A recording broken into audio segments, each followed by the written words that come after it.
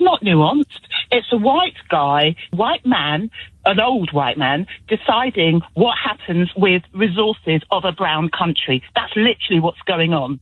And that has been going on for centuries.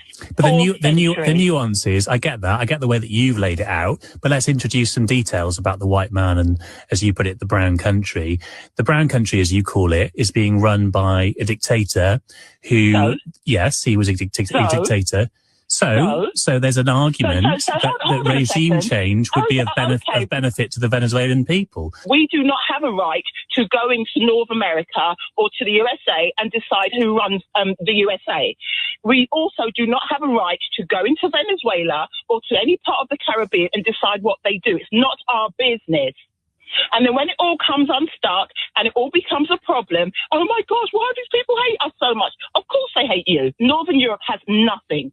Northern Europe has no resources. It's got no land. It's got no gold. It's got no oil. It's got no bauxite. It's got no cobalt. It's got nothing. And yet it claims to be the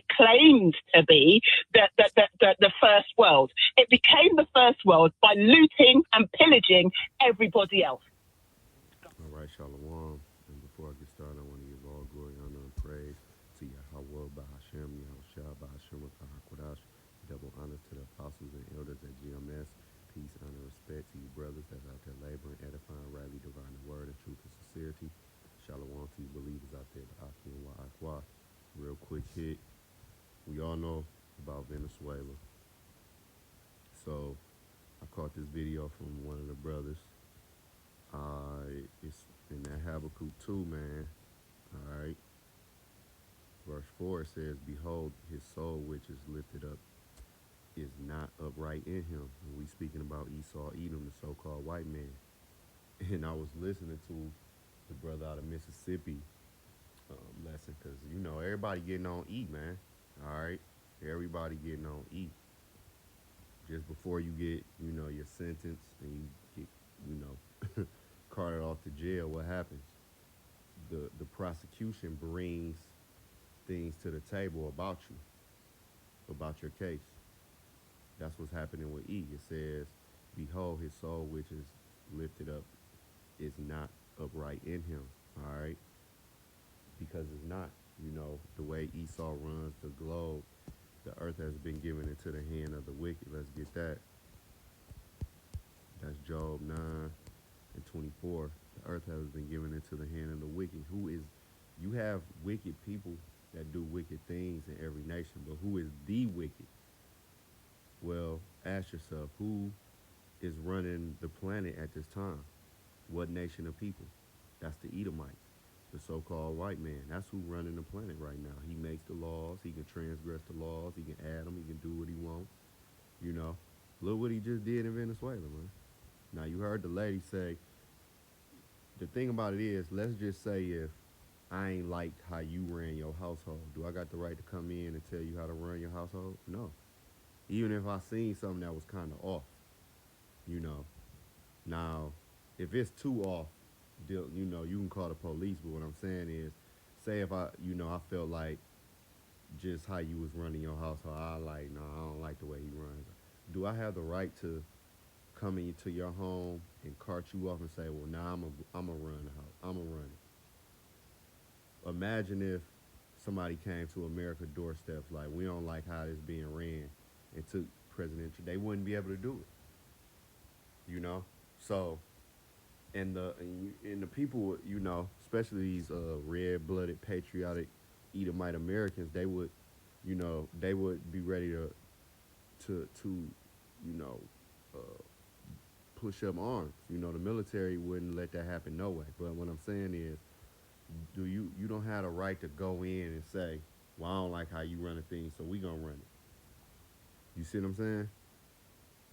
But the earth is given into the hand of the wicked. All right, that's Esau Edom, man. The way he runs the planet Earth, everything he do, it's adverse to the scriptures, man.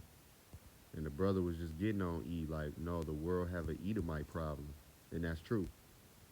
And man, I just can't wait till this nigga out of power, man. I was just saying that. Going back to Habakkuk 2:4 says, "Behold, his soul which is lifted up is not upright in him. Yeah. It says, but the just shall live by faith. Yeah. Also because he transgresseth by wine, he is a proud man. Right. Who's prouder than him? Neither keepeth at home. Right. He and everybody else business. Meanwhile, his own backyard is in shambles. All right. They was just going into the American infrastructure. I believe it's at a C minus. It's probably at a D, but it was at a C minus. All right. You got a homeless problem. Homeless problem. All right. You have all type of problems in your own backyard, but you everywhere else. Did you know? And we know the play for Venezuela is for the resources. The woman said Europe don't have resources. That's why the scripture referred to it as the bottomless pit. Um, you know, but Venezuela, had all the oil. I believe it had gold, silver, it have many resources. Okay, but like she was saying, and we all know this, uh, Europe and all these countries where these Edomite rests was made great because of slave labor and due to pillaging everybody else, man. That's what he do. Isaac gave him the sword, and that's how he lived. When he went to Venezuela, did he go and diplomatically talk to Maduro? Maduro? No, he went and used that sword. All right, this is what they do, and now you keep hearing them talk about, oh, we're gonna take the oil and we're gonna do the oil and provide for the people. You know that's some BS, man. You already know that's some BS. It says he is a proud man, neither keepeth at home, who enlargeth his desire as hell, excuse me, and as death, and cannot be satisfied, but gather unto him all nations and heapeth unto him all people, man. Come on, man. Who is it? Who is it? Let's go back to Job 9:24, man. Who is it? The scriptures at Job 9:24 tell us what? The earth is given into the hand of the wicked. He covereth the faces of the judges thereof, if not where. And who is he? Who is this man? That the scriptures we should already know the description. Because when you read the description of the Israelites, like, yup, that's the Israelites. When you go to Deuteronomy 28 and certain other scriptures, like, yup, that's our people. You can read it. You read Genesis, what's that, 25? Like, yup, that's Jacob. But then yup, that's Esau. Okay? Verse 6, shall not all these take up a parable against him, and a taunting proverb against him, and say, woe to him that increaseth that which is not his? How long? How long, man? And to him that laded himself with thick clay, all his debt. All right? All his debt, man. It says, verse 8, we go to 7, shall they not rise up suddenly that shall bite thee, and awake that shall vex thee, and thou shalt be for booties unto them? Because thou hast spoiled many nations, all the remnant of the people shall spoil thee. Because of men's blood, and for the violence of the land of the city, and of all that dwell therein, woe to him that covereth an evil covetousness to his house, man. That he may set his nest on high, that he may be delivered from the power of evil. All right. See? It tells you in verse 12, woe to him that buildeth a town with blood, and establisheth a city by iniquity. All right. Behold, it is not of the Lord of hosts that the people shall labor in slacky. All right. It says, verse 16, I'm just jumping through. Thou art filled with shameful glory.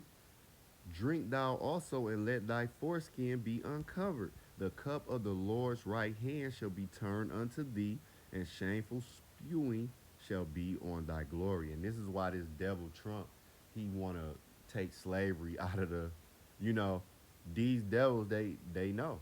They know their history is some BS, man, when you really delve into it. They know they did nothing. They got free slave labor, and they know all of the murder, the robbing that they have done, the raping, This is their history, man. This is how they get down. Isaac gave Esau the sword, and his descendants, all right, been using that mud like a big dog, all right. Because even when I did a lesson on that on Genesis 25, I had it where I went into the Bible Hub, and they do the commentaries, and it was like it was going in deep. I might do another lesson on it, Lord will. But yeah, this is Esau. I want to read something, man. And this turned out to be one of my favorite scriptures in Job. Um, it says, I'm gonna start down. It's a lot of meat on this bone, though. I'm gonna start at verse 5. It says, and this is going into these Edomites, man. And I just want to read this. All right. It says, yeah, the light of the wicked shall be put out, and the spark of his fire should not shine. The light shall be dark in his tabernacle, and his candle shall be put out with him, man. And this is the destiny of Esau, Edom. All right. The verse 7, the steps of his strength shall be straightened, and his own counsel shall cast him down. For he is cast into a net by his own feet, and he walketh upon a snare. Yeah, because Esau's in a trick bag. All this dirt he's been doing throughout these years, guess what? He live by the sword, die by the sword. That's a true saying. This is why he's gonna be taken out by war. Okay? All these things he doing, he's setting his own self up. It says, verse 9, the gin shall take him by the heel, and the robber shall prevail against him. The snare is laid for him in the ground, and a trap for him in the way. Terror shall make him afraid on every side, and shall drive him to his feet. Yeah, because he's gonna run into the king of terrors, man. He gonna run into Alashaya. All right, Yahweh Bashem Yahushua, man. You gotta think about it. The king of terrors is about to come down on Esau. All right? Verse 12, his strength shall be hunger bitten, and destruction shall be ready at his side. It shall devour the strength of his skin. Even the firstborn of death shall devour his strength. His confidence shall be rooted out of his tabernacle, and it shall bring him to the king of terrors. It shall dwell in his tabernacle, because it is none of his. Brimstone shall be scattered upon his habitation. His root shall be dried up beneath, and above shall his branch be cut off. Right, Isaiah tell us that. What's that? Is that Isaiah 14, I believe? It tell us about how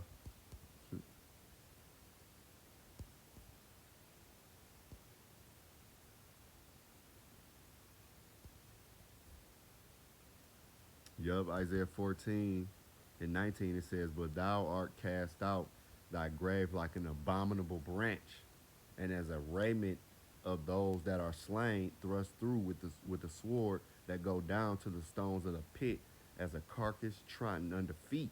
See? It says in verse 21, prepare slaughter for the children, for his children, for the iniquity of their fathers, that they do not rise, nor possess the land, nor fill the face of the world with cities. All right? This is Esau right here. It says, for I will rise up against them, saith the Lord of hosts, and cut off from Babylon the name and remnant and son and nephew, saith the Lord, Yahweh. Right. Because when you cut off the son, the nephew, you start cutting off the males, that's the end of the race. Because the man have the seed. So Esau is about to be rooted out, never to rule again. All right. This is it for him. This is last hurrah. Then he going into what? Hardcore slavery, man. All right. He that leadeth into captivity shall go into captivity.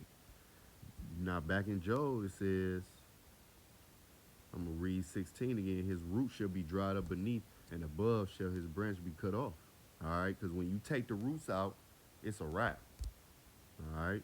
His remembrance shall perish from the earth, and he shall have no name in the street. This is his destiny, because even Wisdom of Solomon, the 2nd chapter, tell you this. This is these devils reasoning with each other. See? Wisdom of Solomon 2, verse 1 says, for the ungodly said, reasoning with themselves. Who is the ungodly? These Edomites. And the rest of these heathen nations as well. All right, because the saints are the Israelites, starting with the elect. It says, but not aright, our life is short and tedious, and in the day of death of a man there is no remedy. Neither was there any man known to have returned from the grave. Yeah, they're when they're done, when their rulership is over, is we not gonna be in the kingdom talking about George Washington or Benjamin Franklin or Trump. No, they're gonna be slaves. See, it says, for we are born at all adventure, and we shall be hereafter as though we had never been. Right. For the breath in our nostrils is as smoke, and a little spark in the moving of our hearts. All right. So it says what? Though we had never been. Right. It's gonna be like they never even ruled. Just like right now, it's like the Israelites never ruled. Like if you go into our history, cause see, our people have been downtrodden so long and beaten up and used to being a slave that we don't even think about the Bible as our history book as well, like our book. Like this is us. When we read about King David and all of our great forefathers, the average so-called African American black person, the average Israelite first of all is thinking of a white man. That's what Esau did. It's that image. That was the importance of the Renaissance for these devils, because image is everything. Imagine if you take 100,000 white kids and all they see is black men on the walls, like as our Lord and Savior and the patriarchs of the Bible. That will stick with them. All right, that's powerful. All right. So what happens is, it's like when you read about how we ruled in Europe and all these wonderful things that our forefathers and even foremothers did, it's like it never happened in this society. Because when you speak about us ruling, people are gonna laugh you to scorn, especially Edomites and these other nations. But our people don't even, gravitate to those type of teachings for the most part. But in the new world to come, that's how it's gonna be. It's gonna be like the Edomites ain't never. It's gonna be laughable. Like y'all niggas is ruling. So back at Job, it says, verse 17, his remembrance shall perish from the earth, and he shall have no name in the street.